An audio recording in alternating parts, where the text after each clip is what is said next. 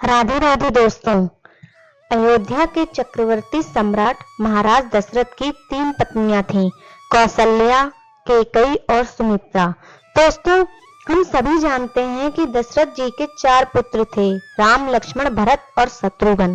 पर दोस्तों, बहुत कम लोग ये बात जानते हैं कि इनकी एक बहन भी थी, शांता, जो कौशल्या जी की पुत्री थी। शांता बहुत ही गुणवान थी। वे युद्ध कला और साहित्य कला में कुशल थी। उनके पिता दशरथ उनसे अत्यंत प्रसन्न रहते थे।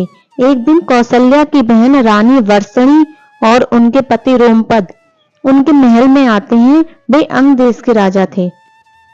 एक बार महल में सभी घर के लोग बैठकर बातचीत करते हैं कि तभी वर्षणी की नजर शांता पर जाती है। तो कहती है कि काश शांता के जैसे ही हमारी भी एक पुत्री होती, परंतु हमारी कोई संतान ही नहीं है। तभी दशरथ जी भाव विभोर हो जाते हैं और वे शांता को वर्षणी और रोमपद को गोद दे देते हैं। अब शांता अंग देश की राजकुमारी थी। एक बार राजा रोमपद शांता के साथ कुछ विचार विमर्श कर रहे थे कि तभी रोमपद के घर एक ब्राह्मण भिक्षा मांगने आते हैं।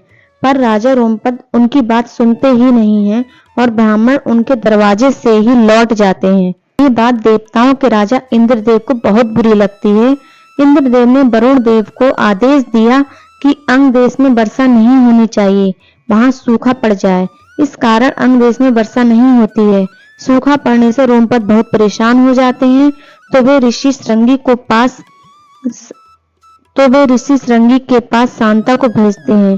शांता ऋषि श्रृंगी को अंग देश लेकर जाती हैं। तब श्रृंगी ऋषि वहां यज्ञ करते हैं, जिससे अंग देश में वर्षा होने लगती है।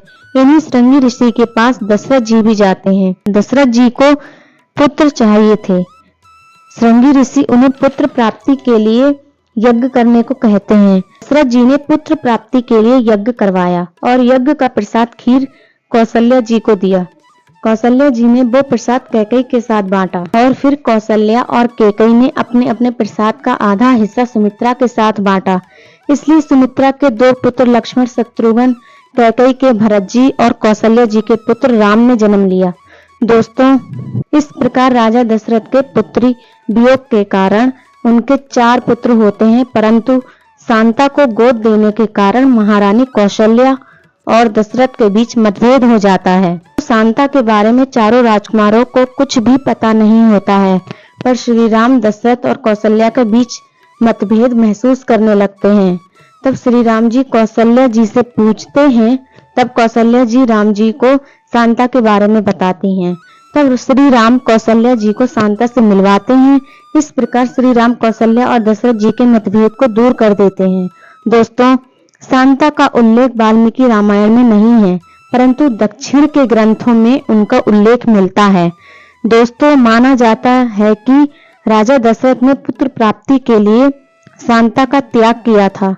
वैसे तो शांता हर कला में निपुण थी, परंतु वे एक स्त्री होने के कारण वंश को आगे नहीं बढ़ा सकती थी। इसलिए दशरथ ने उनका दानवर त्याग कर दिया। शांता श्री राम से कहती हैं कि मुझे अपने त्याग का फल चाहिए।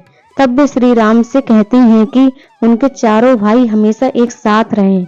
वे श्री राम से यही वचन लेती हैं। श्री राम शांता का त्याग व्यर्थ नहीं जाने देते और चारों भाई प्यार से हमेशा साथ रहते हैं। आपको कैसी लगी यह वीडियो हमें कमेंट करके जरूर बताएं। और अभी तक आपने हमारे चैनल को सब्सक्राइब नहीं किया है तो जल्दी से हमारे चैनल को सब्सक्राइब कर लीजिए, नोटिफिकेशन बेल ऑन कर लीजिए, ताकि हमारी सारी नई वीडियोस की नोटिफिकेशन सबसे पहले पहुंचे आप तक। मैं मिलती हूँ आपसे अगली वीडियो में। तब तक के लिए stay happy and Radhe Radhe.